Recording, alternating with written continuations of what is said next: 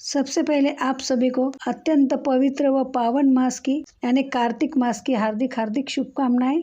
जय लक्ष्मी माता। स्वागत है आपका अपने चैनल श्रद्धा से भक्ति भावना में। श्री हरि विष्णु और माँ लक्ष्मी जी की कृपा आप और आपके समस्त परिवार पर सदैव बनी रहे।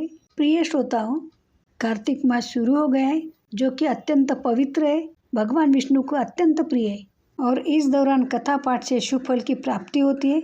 प्रतिदिन कथा सुनने और भगवान की भक्ति में लीन रहने से भक्तों के सारे कष्ट दूर होते हैं और उनके जीवन में सकारात्मकता आती है और इस दौरान उनकी पूजा करने और कथा सुनने से वे प्रसन्न होते हैं। यह मास आध्यात्मिक विकास के लिए महत्वपूर्ण है और कथाएं भक्तों को भक्ति, समर्पण और विनम्रता के महत्व को सिखाती है। कार्तिक मास में कई पौराणिक कथाएं सुनी जाती है जो इस माह के महत्व और इसमें किए जाने वाले धार्मिक कार्यों के उद्देश्य को बताती है। इस पूरे महीने में भगवान के पूजन के साथ कथा श्रवण का विधान है। इसमें तुलसी पूजन से बुढ़िया माई को भगवान श्री कृष्ण का कंधा मिलने की कथा काफी प्रसिद्ध है।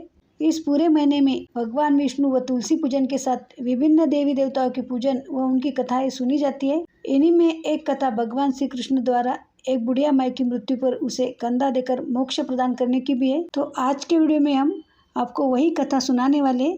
तो प्रिय श्रोताओं, आप ये कथा सच्चे मन से और भक्ति पूर्वक सुनिए। एक समय कार्तिक महीने में सब महिलाएं तुलसी माँ को सींचती थी। सींचना यानी जल दिया करती थी। सब महिलाएं तो तुलसी सींच कर आ जाती, पर एक बुढ़िया माई तुलसी माँ को सींच कर कहती थी, हे तुलसी माता, सबकी दाता, मैं तेरा बिड़ला सींचू, तू मेरा निस्तारा कर।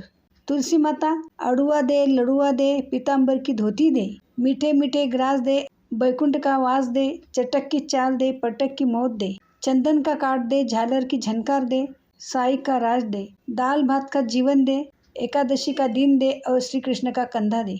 इतना कहकर वो चली जाती थी। लेकिन ये सब बात सुनकर तुलसी माँ सोच में पड़ जाती थी। एक बार भगवान श्री कृष्ण ने तुलसी माँ को इस सोच का कारण पूछ लिया, हे तुलसी, तू क्यों सूखती जा रही? इस पर तुलसी माँ ने बताया कि एक बुढ़िया मेरे पास रोज आकर इतनी बात कर जाती थी। इनमें से मैं बुढ़िया माई को सब कुछ दे सकती हूँ, पर आपका कंधा कहाँ से दूंगी? इस पर भगवान बोले कि तुम चिंता मत करो और बुढ़िया माई को आशीर्वाद दे दो। तुलसी माँ ने वैसा ही किया। थोड़े दिन बाद बुढ़िया माई मर गई। सब कोई उसे उठाने लगे, पर वह इतनी भारी हो गई कि किसी से भी नहीं उठी।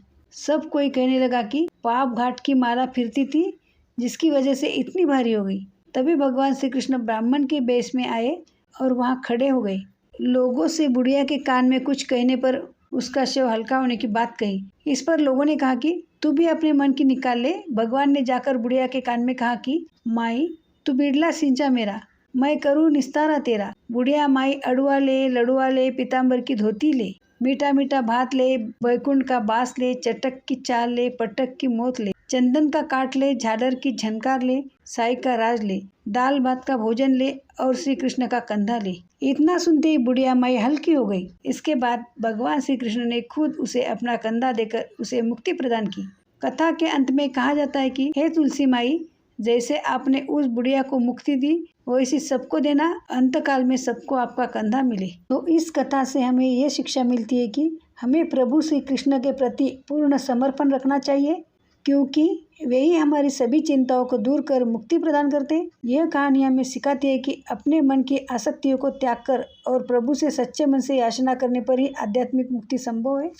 और जब भक्त सच्चे हृदय से और पूर्ण समर्पण के साथ प्रभु से प्रार्थना करता है तो उसे उनकी दिव्य सहायता प्राप्त होती है, जिससे उसे सभी बंधनों से मुक्ति मिलती है। प्रिय श्रोताओं, यदि आपको ये कथा पसंद आई हो तो वीडियो को लाइक कीजिए, चैनल को सब्सक्राइब कीजिए और कमेंट में तुलसी मैया की जय जरूर लिख दें। धन्यवाद। जय लक्ष्मी माता। तो बोलो तुलसी मैया की जय।